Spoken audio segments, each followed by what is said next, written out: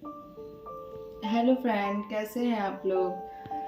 तो जैसा कि आप लोग को पता है कि मेरा बहुत दिन से वीडियो नहीं आ रहा है। लगभग मैं 15-20 दिन से कोई वीडियो नहीं बना रही हूँ। तो बहुत ही अफसोस के साथ मैं कहना चाहूँगी, मैं कुछ दिन पहले ही अपने अंकल का एक वीडियो डाली थी कि मेरे अंकल का काफ़ी ज़्यादा तबीयत ख़राब है और आप लोग प्रेयर कीजिएगा कि मेरे अंकल बहुत जल्दी ही ठीक हो जाए।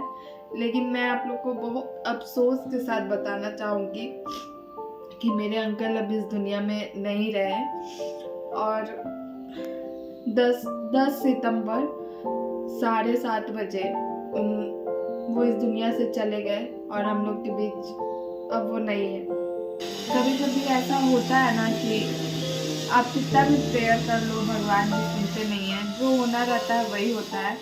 तो इस वजह से पूरा घर बहुत ज़्यादा डिस्टर्ब है। अब धीरे धीरे सब नॉर्मल होने की कोशिश कर रहे हैं। मैं भी घर पे ही थी, 2 दिन पहले ही आई हूँ। वहाँ पे भी मम्मी बोल रही थी कि अब जाओ, काम तो करना ही है ना, जो जाने वाले तो चले ही जाते हैं। और भगवान का बहुत बहुत बहुत कृपा है कि मेरी आंटी और खुशी अब नॉर्मल है। सबसे ज़्यादा टेंशन उसी दोनों का था कि वो लोग कैसे रहेंगे।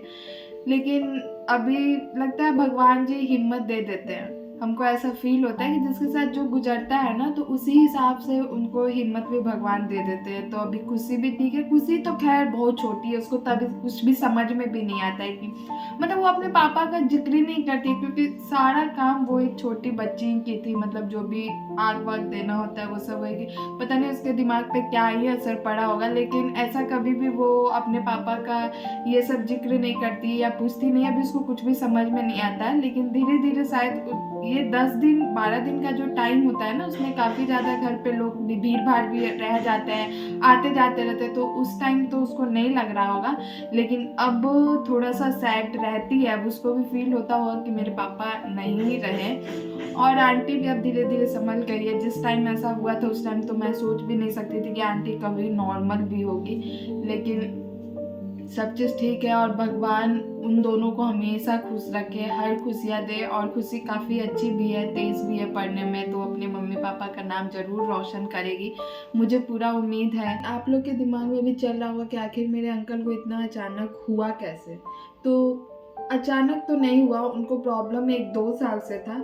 लेकिन बताएं, वो अपने लाइफ में इतना ज़्यादा बिजी रहते हैं। एक्चुअली उनका शॉप था, उनका रूटीन ही था, बस सुबह 7 बजे तक वो दुकान चले जाते थे और आते थे 9 साढ़े 9 बजे। बीच में कभी कभी खाना पीना खाने आते थे, दोपहर का खाना। कभी कभी तो ऐसा होता था कि मैं एक वीक घर रह जाती थी, मैं उनको देखती भी नहीं थी। वो बहुत ज़्यादा सेपरेट रहते थे, वो अपने काम में बहुत ज़्यादा बिजी रहते थे।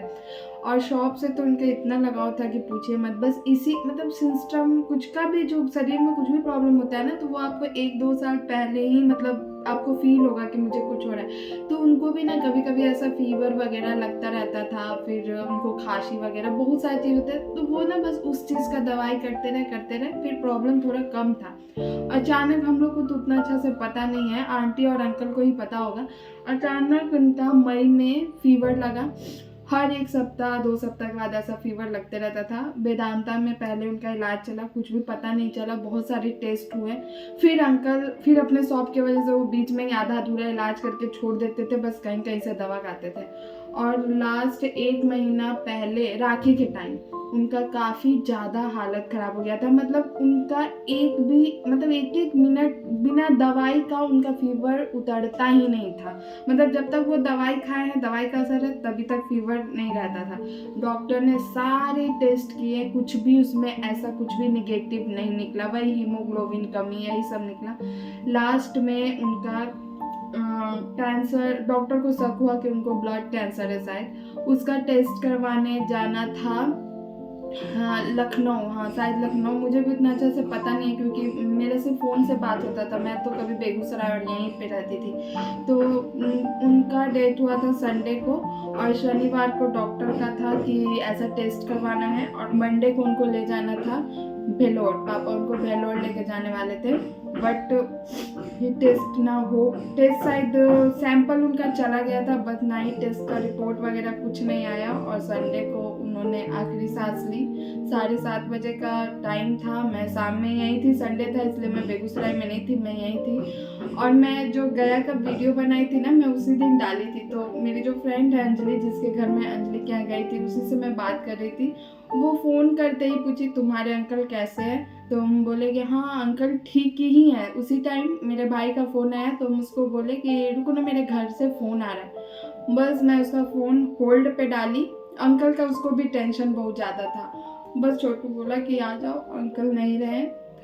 फिर उसको भी मैं बताई, उसको भी बहुत ज़्यादा बुरा लगा, मैं तो उससे बात ही नहीं कर पाई। बस मैं उसी टाइम निकली। और क्या बताओ, भगवान किसी को भी ऐसा दिन ना दिखाए। जाने का भी एक टाइम होता है, लेकिन अंकल काफ़ी ज़्यादा पहले चले गए।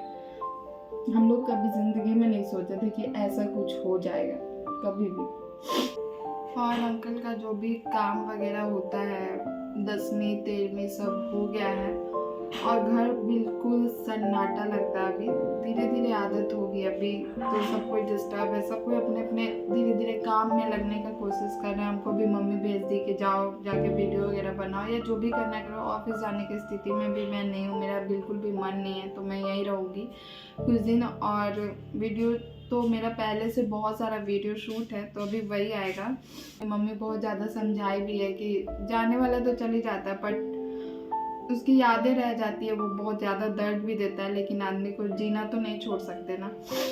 मतलब जीते जी भी वो बोल के गए थे कि थोड़ा सा भी उदास कोई होता था ना हॉस्पिटल वगैरह में, क्यों उदास हो, हम ठीक हो जाएंगे, हम ठीक हो जाएंगे, ऐसे बोलते थे। वही सब तो याद आता है ना, तो बहुत ज़्यादा खलता है। तो आई होप कि अंकल जहाँ भी होंगे अच्छे से होंगे, और उनका आशीर्वाद हम लोग पे हमेशा बना रहेगा। इससे ज़्यादा मैं नहीं बोल पाऊँगी। Thank you so much.